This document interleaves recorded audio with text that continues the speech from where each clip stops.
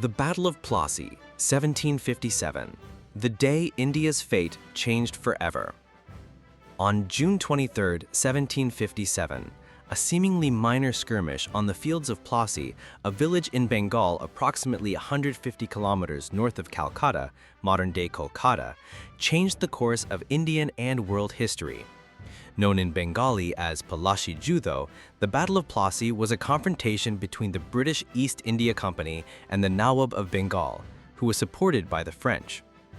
Despite being massively outnumbered, the East India Company emerged victorious.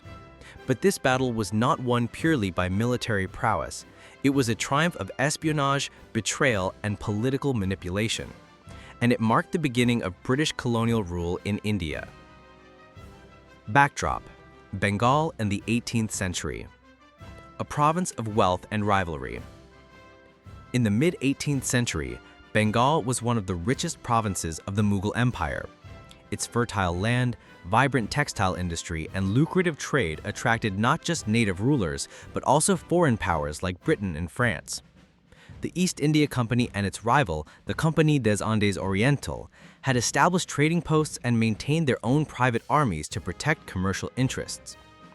The death of Nawab Ali Vardi Khan in 1756 led to the ascension of his grandson, Siraj-ud-Daulah, a young and temperamental ruler whose short reign would ignite a political firestorm. Siraj-ud-Daulah, a Nawab surrounded by enemies. At just 23, Siraj inherited not only the throne, but also the animosity of powerful court factions, ambitious generals, and European trading companies. His assertiveness and distrust of both internal and external forces soon brought him into direct conflict with the East India Company, which had fortified its settlements in Calcutta without his consent. In June 1756, Siraj seized Fort William in Calcutta, expelling the British and triggering a crisis. The Black Hole of Calcutta. After retaking Calcutta, Siraj's forces allegedly imprisoned British captives in a cramped dungeon overnight. According to British accounts, 123 out of 146 prisoners died due to suffocation and heat, a horrific event later dubbed the Black Hole of Calcutta. Though the true numbers and details remain debated, the incident fueled outrage in Britain and provided the East India Company with a justification for retaliation. Enter Robert Clive, soldier, statesman, strategist. Reclaiming Calcutta. In early 1757, the East India Company dispatched Robert Clive, a young and ambitious officer, to restore British power in Bengal. Clive quickly recaptured Calcutta in January and began plotting a broader campaign to topple Siraj-ud-Daulah altogether. Clive understood that defeating Siraj militarily was risky. Instead, he sought to undermine him from within. The conspiracy: Mir Jafar's treachery. Behind the scenes, Clive orchestrated a secret alliance with Mir Jafar, the commander-in-chief of Siraj's army. A disgruntled nobleman, Mir Jafar agreed to betray Siraj in exchange for being made the new Nawab of Bengal. The East India Company promised military support and vast sums of money. The agreement was signed in secret, and the stage was set for a decisive confrontation. June 23, 1757. The battle begins. The forces. British East India Company. Approximately 3,000 troops, including 900 British soldiers and 2,100 Indian sepoys. 10 field guns. Nawab of Bengal. Approximately 50,000 troops, 40 artillery pieces assisted by a small French contingent. Siraj-ud-Daulah's army vastly outnumbered the British, but its unity was fragile. Mir Jafar and several other commanders had already pledged neutrality or worse. A battle of betrayal. The battle began under the cover of Bengal's humid monsoon sky. Siraj's forces opened fire, forcing Clive's army to hold their ground. As the rains poured down, most of the Nawab's artillery became inoperable due to poor protection against water. The British, meanwhile, had waterproofed their gunpowder. When the skies cleared, Clive counterattacked. Crucially, Mir Jafar and his 20,000 men stood idle, refusing to assist their Nawab. As confusion spread among Siraj's forces, panic set in. Siraj fled the battlefield, and the remaining troops surrendered or retreated. The aftermath: a puppet Nawab and British control.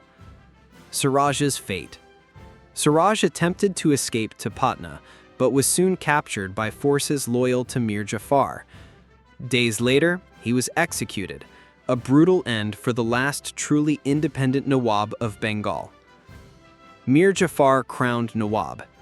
As promised, Mir Jafar was installed as the new Nawab, but his reign came with a price. Real power now lay with the East India Company. British officers gained control over the treasury, military decisions, and internal policy in Bengal. Loot and plunder, the real British prize. Following the victory, Robert Clive and company officials received staggering sums of money. Clive alone was awarded over £234,000, making him immensely wealthy overnight. The company received more than £2.5 million from the Bengal treasury. This wealth funded the company's military expansion and transformed it from a trading organization into a political power. Legacy: the real beginning of the British Empire in India. The Battle of Plassey marked a turning point in Indian history. While earlier battles had influenced local politics, this one transferred control of an entire region to a foreign, private corporation.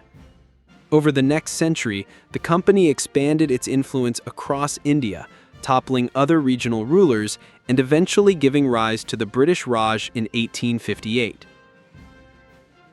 Controversy and historical debate.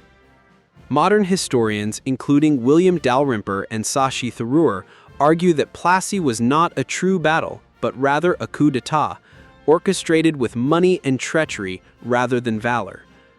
Clive returned to Britain as a national hero, but faced increasing criticism for his wealth and methods. In 1772, he was called before Parliament for corruption. He defended his actions, but, haunted by personal troubles, he committed suicide in 1774. Plassey's impact on Bengal and India. After the battle, Bengal was drained of wealth.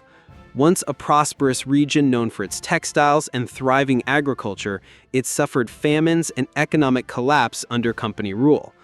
The Bengal famine of 1770, which killed over 10 million people, is widely seen as a consequence of British exploitation. Meanwhile, the East India Company evolved into a military political entity, managing its own bureaucracy, minting coins, and collecting taxes. Conclusion: a battle that changed the world. The Battle of Plassey is more than a chapter in military history. It is a symbol of how power, profit, and politics can reshape civilizations. It marked the moment when a trading company seized control of an empire, changing the destinies of millions.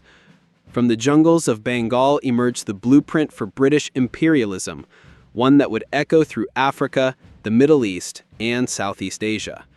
And it all began not with a grand war, but with a short battle, a secret pact, and a betrayed Nawab.